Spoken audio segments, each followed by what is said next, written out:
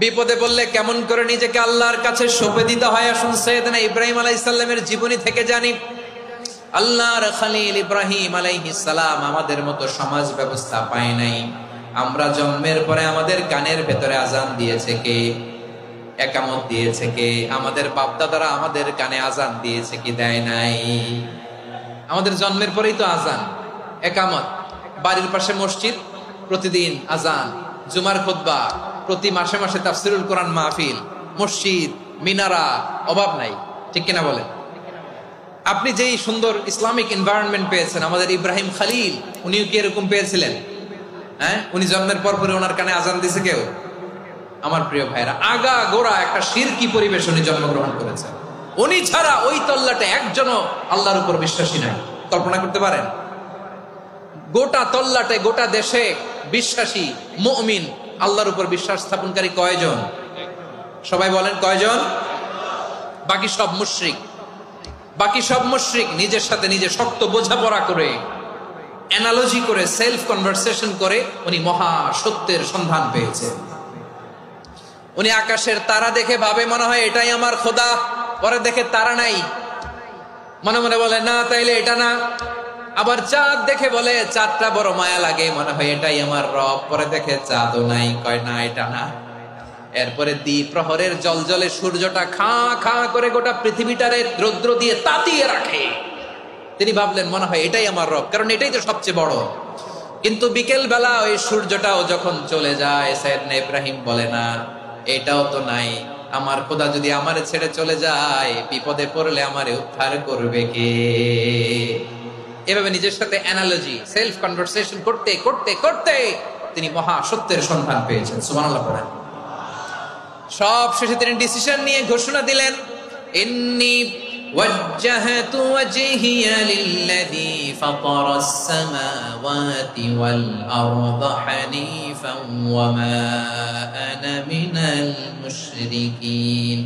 নিশ্চয় আমি এমন সত্তার দিকে মনোনিবেশ করলাম, মুখাপেক্ষী হলাম, যিনি আকাশ বানিয়েছেন, জমিন বানিয়েছেন, আমি মুশরিক নই। সুবহানাল্লাহ। পারতেন? আপনি পারতেন? কেউ নাই, লক্ষ লক্ষ মুশরিক, আপনি একা। ওনার মতো এরকম বিচক্ষণতা দিয়ে আল্লাহরে খুঁজে পাইতে পারতেন আপনি? কি নবী ছিল, আল্লাহকে খুঁজে পেয়েছে। যখন আল্লাহর ইবাদত শুরু করলো, এই কথা ছড়ায় পড়লো চারদিকে। নমরুদ সাইয়েদনা ইব্রাহিমকে ডেকে পাঠালেন। নমরুদ বলে, ইব্রাহিম তুমি নাকি মূর্তির পূজা না করে কোন নতুন রবের ইবাদত করো, কে তোমার রব? সাইয়েদনা ইব্রাহিম বললেন, রব্বি আল্লাযী ইউহয়ী ওয়া ইউমীত, আমি এমন রবের ইবাদত করি যিনি জীবন দেন, যিনি মৃত্যু দেন। নমরুদ বলে, তাই নাকি? তোমার রব জীবন দেয়, মৃত্যু দেয়, আর এটা তো আমি দেই। আমিও তো জীবন দেই, আমিও তো মৃত্যু দেই। সাইয়েদনা ইব্রাহিম বললেন, কেমন করে তুমি জীবন দাও, মৃত্যু দাও, একটু দেখাও তো। নমরুদ জেলখানা থেকে দুজন কয়েদিকে ডেকে আনলো। কয়েদি এনে অর্ডার করলো, একটাকে এখনই শিরোচ্ছেদ, হেড অফ, ডেথ পেনাল্টি, মৃত্যুদণ্ড দেয়া হলো, ফিনকি দিয়ে রক্ত বেরোলো।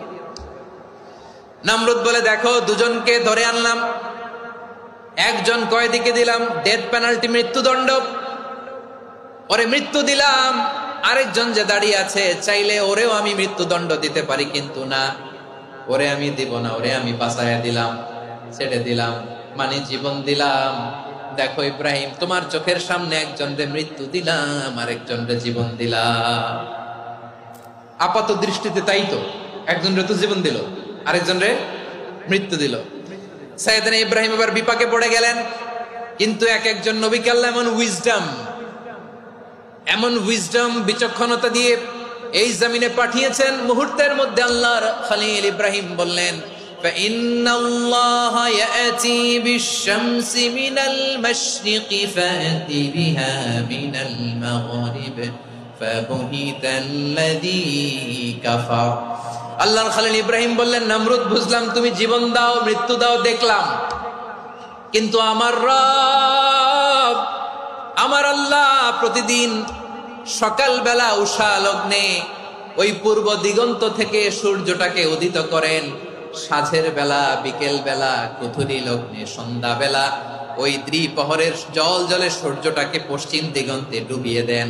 মানে সকালবেলা পূর্ব দিক থেকে উদিত করা সূর্যটাকে পশ্চিম দিকে বিকেলে তিনি ডুবিয়ে দেন। তুমি যদি পারো ওই সূর্যটাকে পশ্চিম দিক থেকে উদিত করে পূর্ব দিকে ডুবিয়ে দাও। সুবহানাল্লাহ পড়বেন না? দেখেন, ইনস্ট্যান্ট ইন্টেলেক্ট, মুহূর্তে বিচক্ষণতা, উইজডম কাকে বলে? নমরুদ পারবে? নমরুদের বাপ পারবে? ওর দাদা, ওর 14 গোষ্ঠী, গোটা বিশ্বের সব ক্ষমতাধর রাষ্ট্রনায়করা একসাথে হলে পারবে? ফাবুহিতাল্লাযী কাফার, পারে নাই, ব্যর্থ হয়েছে। এবার তেলে বেগুনে জ্বলে উঠেছে, রেগে মেগে আগুন বলে ফালকুহু ফিল জাহিম। ওর সাথে তর্ক নাই, না পেরে এবার এটারে আগুনে ফেলা। বিশাল বিশাল গাছ কেটে লাকড়ি এনে আগুনের কুণ্ডলি বানানো হলো, দাউ দাউ দাউ দাউ করে আগুন জ্বলে। আল্লাহর খলিল ইব্রাহিমকে আগুনে নিক্ষেপ করা হবে। আল্লাহর খলিল সাইয়েদনা ইব্রাহিমের হাতের মধ্যে রশি দিয়ে টাইট করে বাঁধা হলো, পায়ের মধ্যেও টাইট করে রশি দিয়ে বাঁধা হলো। আল্লাহর খলিল ইব্রাহিমকে আগুনের কুণ্ডলির মধ্যে ফেলা হবে। ও মিয়া, আপনি যে বিপদের কারণে ভয় পান, হতাশ হন, এটা কোনো বিপদ ওনার বিপদের সামনে? পটুয়াখালী আওয়াজ করে বলুন, সাইয়েদনা খলিল ইব্রাহিমের বিপদের সামনে আমাদের বিপদগুলো কোনো বিপদ? এটা কোনো বিপদই না, এটা কোনো বিপদই না। হাত পা বেঁধে টাইট করে নিক্ষেপ করা হবে, সিম্পলি ফেলা যাবে না, কারণ দাউ দাউ করে দ্য ব্লেজিং ফায়ার, এমন আগুনের কুণ্ডলি, কাছে যাওয়া যায় না, আগুনের উত্তাপে নিক্ষেপ করা হবে। হাতে রশি বেঁধে, পায়ে রশি বেঁধে আল্লাহর খলিল ইব্রাহিম আলাইহিস সালামকে আগুনের মধ্যে নিক্ষেপ করা হবে। আহা, এটার বলে অগ্নি পরীক্ষা। উনি অগ্নি পরীক্ষার সম্মুখীন হয়েছিলেন। এজন্য কঠিন পরীক্ষাকে আমরা অগ্নি পরীক্ষার সাথে তুলনা করি, ঠিক কিনা? সাইয়েদনা জিবরাইল এসে বললেন, ও আল্লাহর খলিল, ওরা তো আপনার হাতও বেঁধে ফেললো, পাও বেঁধে ফেললো, নড়াচড়ার সুযোগ নাই, বলেন আমি জিবরিল ফেরেশতা আপনার জন্য কি করতে পারি? আল্লাহর খলিল ইব্রাহিম বলেন, ও জিবরাইল, তোমার কাছে আমার কোনো চাওয়া পাওয়া নাই। সুবহানাল্লাহ বলেন। তোমার কাছে বলার কিছু নাই, তোমার সাহায্যের আমার দরকার নাই। সাইয়েদনা ইব্রাহিম আলাইহিস সালামকে হাতে পায়ে রশি বেঁধে, হাত পা বাঁধা অবস্থায় জ্বলন্ত অগ্নিকুণ্ডে যখন নমরুদের দলবল নিক্ষেপ করবে, আল্লাহর খলিল কিভাবে নিজেকে আল্লাহর কাছে সঁপে দিয়েছেন, পটুয়াখালীর ভাইরা খেয়াল করে শুনুন। হাত পা বেঁধে আল্লাহর খলিলকে যখন নিক্ষেপ করা হবে, তিনি মুখ ফুটে বলে ফেললেন, হাসবুনাল্লাহু ওয়া নি'মাল ওয়াকিল। হাসবুনাল্লাহু ওয়া নি'মাল ওয়াকিল, আমার জন্য আল্লাহই যথেষ্ট, আমার জন্য আল্লাহই যথেষ্ট। তিনি আমার সবচেয়ে বড় গার্ডিয়ান, তিনি আমার সবচেয়ে বড় অভিভাবক। জিব্রাইলের সাহায্যে অফারকে ফিরিয়ে দিলেন। দুনিয়ার বুকে কারো কাছে কিছু বলেন নাই, মুখ ফুটে বলেছেন হাসবুনাল্লাহ। ও আমার পটুয়াখালীর প্রাণের ভাইয়েরা, খেয়াল রাখবেন, কোন বান্দা তার হাতে থাকা সব চেষ্টাটুকুন করার পরে মুখ ফসকে মুখ দিয়ে যখন বলে ফেলে হাসবুনাল্লাহ, বান্দা যখন হাসবুনাল্লাহ বলে ফেলে, ওই ব্যাপারটা ডিল করার দায়িত্ব স্বয়ং আল্লাহ আরশের উপর থেকে নিয়ে নেয়। আপনি যখন বলে ফেলবেন হাসবুনাল্লাহ, এটা ডিলিং করবে কে তখন? চিল্লায় বলেন না, তিনি কে? বান্দা তার সাধ্যের সবটুকু চেষ্টার পরে নতজানু হয়ে যখন বলবে হাসবুনাল্লাহ, আল্লাহ তুমি আমার জন্য যথেষ্ট, নি'মাল ওয়াকিল, তুমি আমার শ্রেষ্ঠ অভিভাবক, তখন তার কি দরকার না দরকার এটা ডিল করে স্বয়ং আল্লাহ। নিক্ষেপ করা হলো সাইয়েদনা ইব্রাহিমকে অগ্নিকুণ্ডলিতে। হাজার হাজার মানুষের দৃশ্য দেখার জন্য জড়ো হয়েছে এরকম বিশাল ময়দানে। কিন্তু কি অবাক করা ঘটনা, সবাই ভয় পাচ্ছিল, না জানি কি হয়ে যায়। আল্লাহর খলিলকে যখন আগুনের কুণ্ডলিতে নিক্ষেপ করা হয়, আল্লাহর খলিল ইব্রাহিম আগুনের কুণ্ডলীর মধ্যে বসে বসে মানুষগুলোর দিকে তাকিয়ে হাসতে শুরু করে দেয়। কারণ আকাশ থেকে রব্বুল আলামিন স্পেশাল ভার্ডিক্ট নাজিল করেছেন, স্পেশাল হুকুম জারি করেছেন, কুল্লা ইয়া নারু কুনি বারদান ওয়া সালামান আলা ইব্রাহিম। ও আগুন, খবরদার, সৃষ্টি শুরু থেকে তোকে একটা ধর্ম আমি বাতলে দিয়েছিলাম, তোর ধর্ম, আগুনের ধর্ম হলো যা পাবে জ্বালিয়ে সারখার করবে।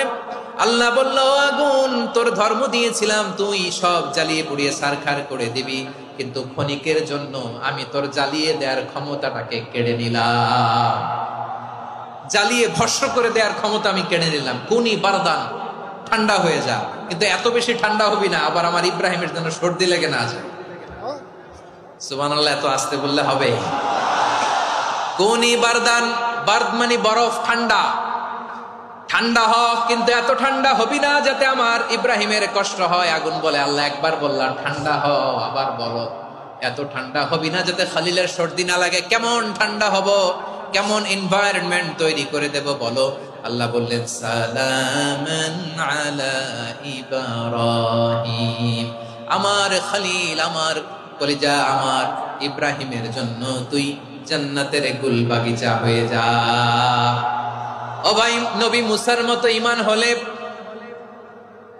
রাস্তা হবে সাগর জলে, নবী ইউসুফের মতো ঈমান হলে একে একে দরজা খোলে।